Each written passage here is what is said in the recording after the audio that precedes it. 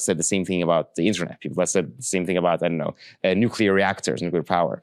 Now some people say the same thing about fusion. And I think we would be skeptical of all of these claims because they don't really, like, labor is such a huge fraction of the economy. These other things are really not. Like, there's no reason to expect that increasing their supply by a lot would have such a huge impact on the economy.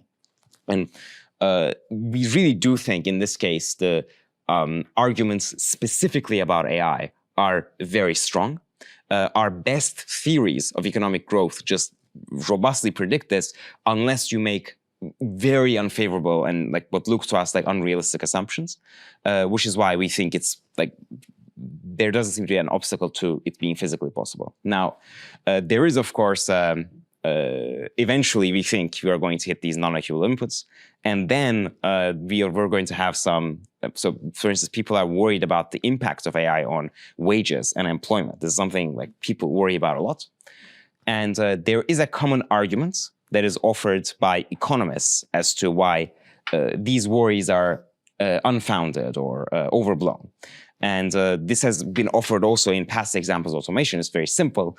Humans are always going to have some comparative advantage relative to AIs or other kinds of robots on some tasks relative to others. So the idea is we will always be able to gain from trading with them. We will not be worse off by trading with them.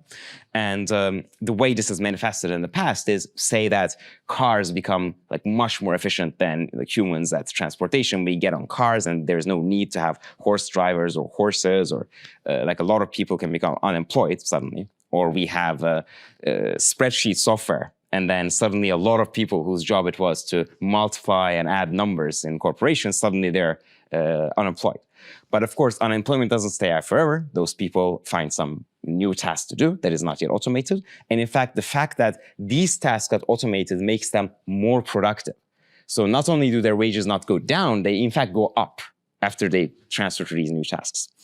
And I think economists have been looking at AI and just seeing it as more of the same. They're saying, well, it's just another kind of automation. It's just going to go the same way we've seen before.